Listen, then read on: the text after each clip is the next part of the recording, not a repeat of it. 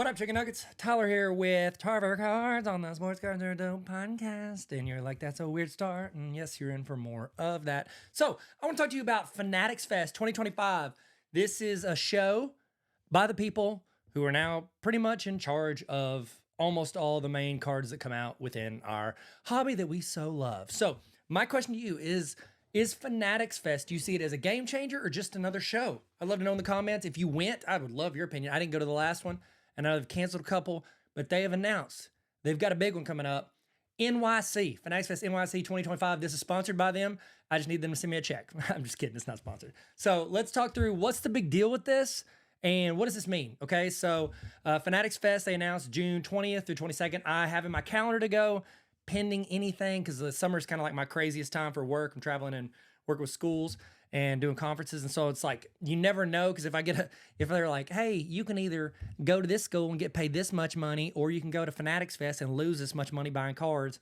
Usually I'm going to go with the people that are paying me. So I always have to kind of like play it by ear, but my plan is to go. I'd love to know in the comments, if you're on YouTube or on Spotify, let me know in the comments, are you going? Do you plan on going? And what do you want to get out of it? Okay. So they announced it and they said they've got, Fanatics Fest has over like 500 athletes, celebrities, and artists. They're coming to this, like some center in NYC. If you need to just Google it, but they're coming to NYC headliners, which they do that because that way it's a lot less expensive and a lot more likely celebs and people are going to go, like LA, NYC.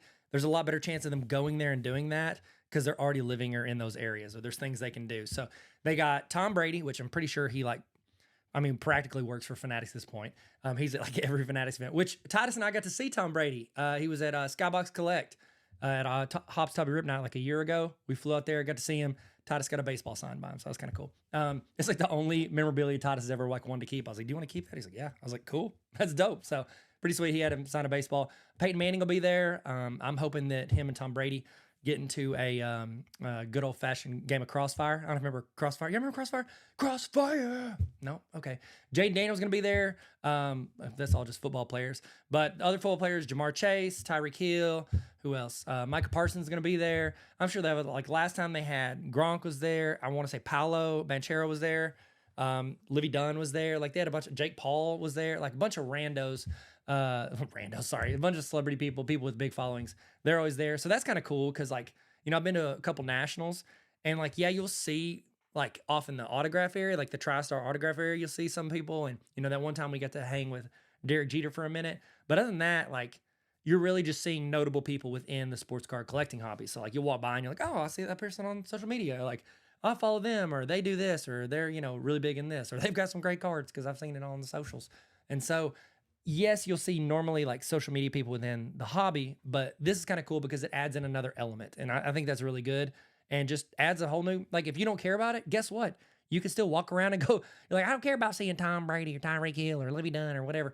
Cool. Go buy your cards. Exact same as if you went to a show down the street. Just don't pay any attention. It's actually better for you because if people are going around following them, it opens up the table for you somewhere else. So Fanatics mentioned that they are, well, to me, it looks like they are trying to position these Fanatics Fest as like essentially Comic-Con for sports fans. So, which as a person who wears jerseys way more than like an adult male should, I don't care. I like wearing jerseys. It's fun to me, and I'm past the point of caring what other people think about it. So I always joke around and say like wearing jerseys to games is like it's like a Comic-Con for middle-aged men. And so I'm like, I'm down for that. It is, they did say for this one compared to the last one, there will be a larger card show section. So they've already promised that they're going to have more tables and areas set up for sports cards, which is great because that's kind of what we're into. And that was kind of the big, I think from what I understand, that was the biggest critique last year. There just wasn't enough tables. And so they also shifted the time to in front of the National, like a month before the National, because last time it was like, what, 2 weeks after, I think, the National? And that was like in the middle of my like time when I speak at school, so I wasn't able to go. But it's like they shifted it in front of it in about a month and 10 days before. So the timing shift means that people that collect, they won't have to choose essentially between this and this National. So it's not like, oh, I'm going to go to the National for 4 days, bye, wife and kids. And then like 2 weeks later, you're like, oh, I'm going to New York for another one. Bye. You're like, bye. So I like my kids. I want to see them more often. So I want to shout out, by the way, for this, a little update announcement. I want to shout out the people at collect.com, CLLCT.com. And Ben Burrows is the one that did the article, wrote all these details that I'm getting this from. So shout outs to Ben Burrows from collect.com for the article deets. So my question to you is, do you feel these two, the National and Fanatics Fest, can work in tandem? Or do you think Fanatics and the National are actively like competing for our attention? So real quick, let's get one thing straight, like a pre-injury slap bracelet. The National is currently like the Super Bowl of sports cards collecting. If you've ever been to the National, you know, like it's massive. There are so like the cards you would name a card, and if you look at all the tables, you'll find it. One that I was looking at, the last one that I'll be looking at this one because I doubt I'll have it by then, is the Kobe 96 Kobe EX credentials. So the last one I need to complete that 80 card set of the credentials. And I believe I saw 3 of them and 2 Jordans at tables. And like literally they pop up for sale on the internet maybe once a year. And so, and it's always like the same, like one like PSA authentic that pops up on Fanatics Collect once a year. But it's like, that's where you can go to find almost any card you want.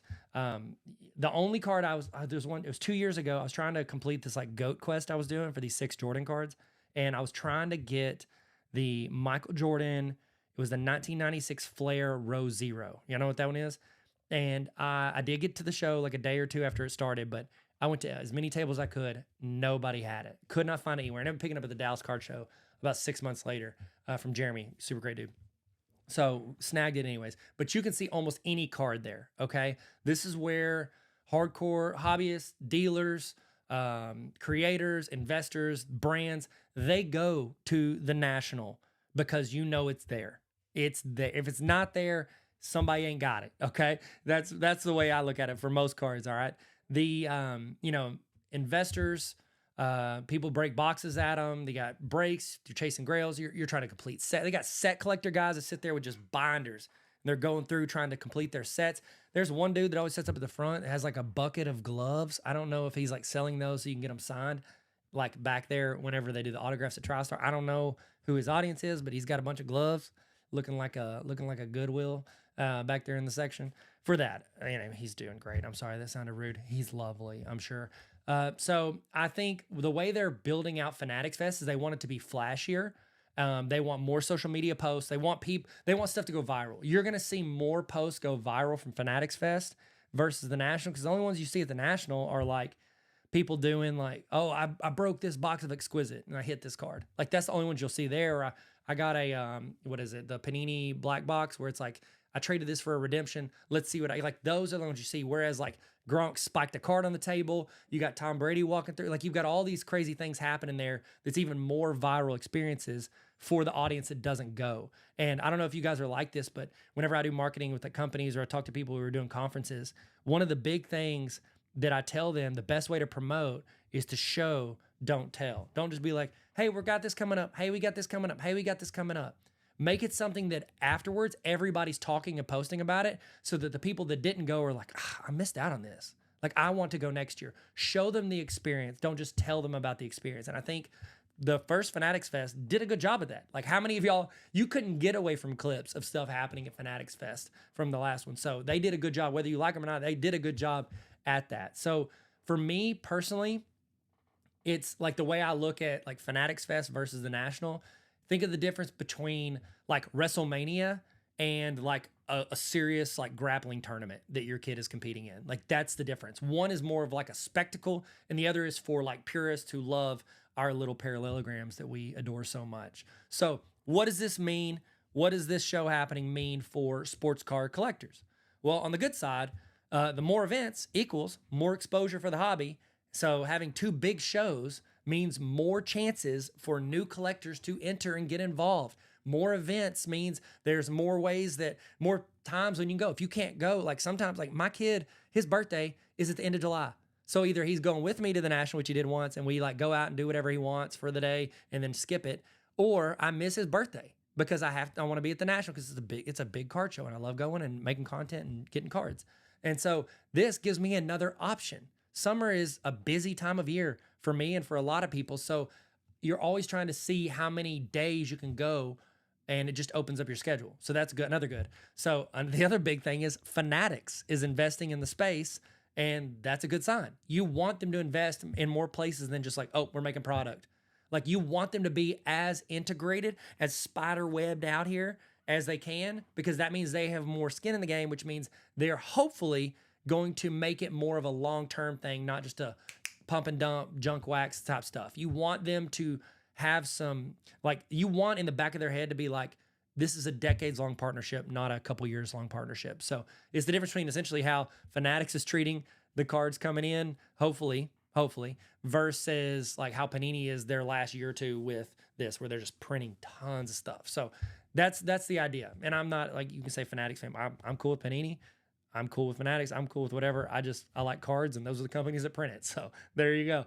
The more valuable the stuff you have, if you get more people in the hobby, guess what? It becomes more valuable. All right. So that's a good thing for you. I know it's like, well, there's more competition for the cards I want. Maybe, but there's more options. They're trying new things. Like they got the Mercury boxes, and they got this, and they're integrating this, and Flux is now its own thing, and Phoenix is now its own. They're trying out different things. Some are going to win, some are going to lose. But that's the cool thing. It's opening up avenues for people to get involved. Okay. And that's the idea, is like, the one thing that bothers me is when people are like, well, if you don't collect this, you're an idiot. Like if you don't collect vintage, you're dumb. This new stuff is trash. Just like that sounds so absurd to me. Just like people who are like, well, if you're not getting kabooms and downtowns, you're an idiot. That's the only stuff that moves. It's liquid. Or you need to do this or do that. Like, I love that I can choose SGC or PSA or Arena Club or CGC or Beckett. I can choose all those great. I want them all to be there because I want options. I want to be able to go and find, like, go to this show versus this show based on my timing or the experience I want. You want options for people, and I think degrading people for not picking the same opinion as you is about the lowest level you can be as a human being. Like, I don't agree with a lot of people about a lot of things, but guess what? They're entitled to that opinion. Okay. As long as that does not impact me and my family, the people I care about, as long as it's not hurting them, like, chill out. I don't know how I got on that tangent, but it's all true. Okay. Also, this is a great spot. Let me jump in. Another positive. Fanatics Fest is great for networking and experiences. So it is a great place to connect with other people. If you want to see certain creators, see certain athlete interactions. Like one dude was walking by, and he's like, oh, there's Paolo Banchero. Like he's literally Paolo Banchero just walked by. Like they were just walking around. How cool is that? Like that is the kind of access, like, you don't usually get that. Like you're not just going to randomly roll up on somebody like that. So it's really cool chance to meet and be around, not just creators, but, athletes and people that you wouldn't get to be around otherwise. So it's kind of cool. If you like those people. If you don't, guess what? Go get the card tables, because guess what? The other people are talking to them. So frees up your card table. All right. So if you're wanting those experiences, if you're wanting to expand who you're going to see, sounds like Fanatics Fest might be the move for you. So here are the question marks I have with it. Do you think something like this will help or hurt card prices? If you've got more people entering the hobby, that's great. But if Fanatics controls too much of the market, do you think that could lead to them like, hey, we own all the license, we're going to start making it more and more expensive? What do you think? I know there's a lot of people that are like nervous because the way they're pricing people out now with unlicensed, can you imagine how much they're going to charge more when it becomes licensed? So I know that's very big trepidation. Is that a good usage of the word? It's a big worry for people going into this. We just don't know. Also, what do you guys think?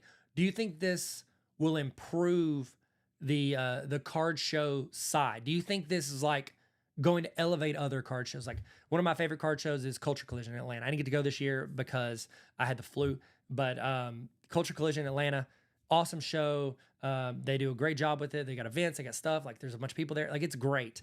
I think that anytime you have a company this invested in it, and also that has experience in, like, I think the guy that runs it did like Comic-Cons for a while. Like they have experience in other areas. They're going to try new things. Some are going to be good. Some are going to tank. I like that they're trying to elevate and push card shows forward, because honestly, a lot of card shows you walk in, you're like, oh, cool. Is this a card show, or is this a great place for me to get robbed? Like it's like a dark, dank warehouse, and you look like John Wick's about to bust in because you're holding people hostage there. Like that's like, how can we not just have Wi-Fi at these places? Like that's all I want. Give me good Wi-Fi so I don't have to believe some guy when he's like, yeah, last comps were this. And then I get out and get the internet and I'm like, oh, cool, I paid double. You know what I mean? Like, just give me good Wi-Fi. But also there's other areas they can improve. I think, I want to say that Collect, because that's where I saw a bunch of this information. I think I already gave them a shout out, so I don't feel bad. So I think they gave the last Fanatics Fest a B grade.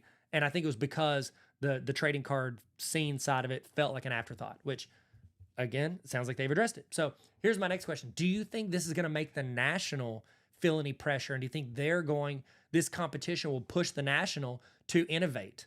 Because I don't work for them. I've never done. They gave me a media pass a couple years ago. That was dope. Thanks, guys.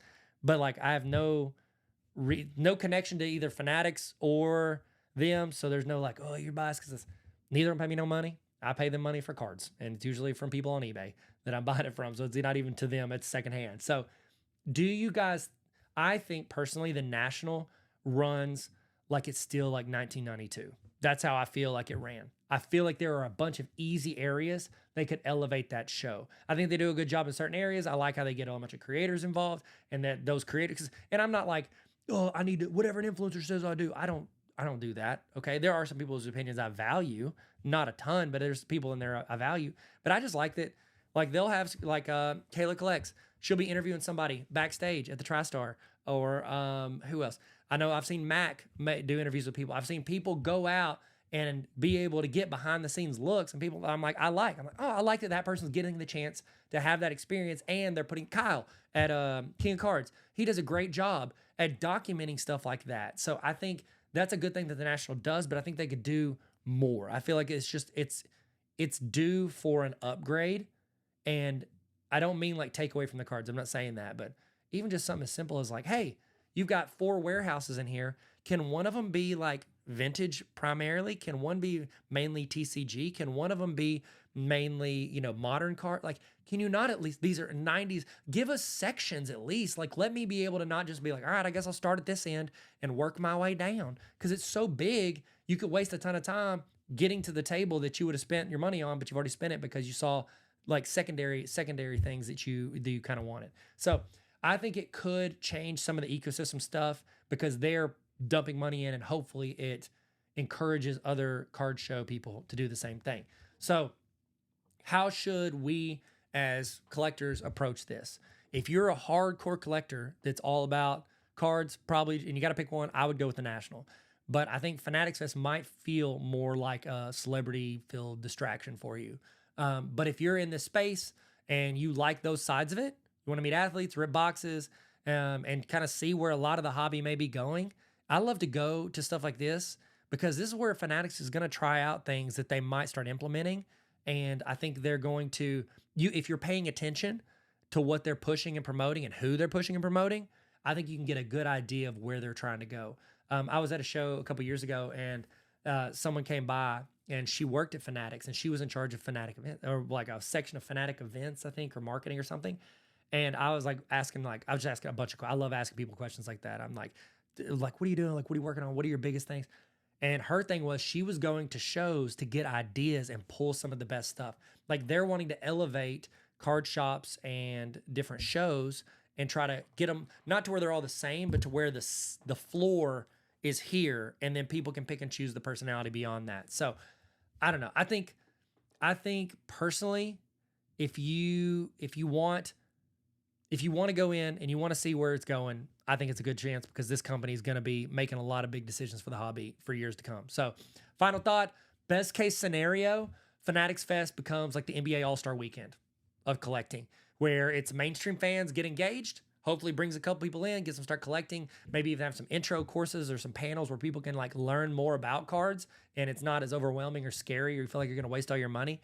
And so I'm going to try to go this summer. I'd love to know if you've gone before, if you're going to try to go, are you going? What are your thoughts? Let your boy know in the comments. I'm your boy. Let me know in the comments. So thank you guys so much for listening. Thank you for being a part of this. And if you see anything you want us to talk about, go to sportscardsaredope.com, put in a story or a question or anything you want us to talk about. I say us, it's just me. I ain't got no team. So let me know what you think, and y'all be good. Stay sweet, stay kind, and never stop collecting. Sports cards are dope, and so are you. See what I did there? Bye, y'all. Later.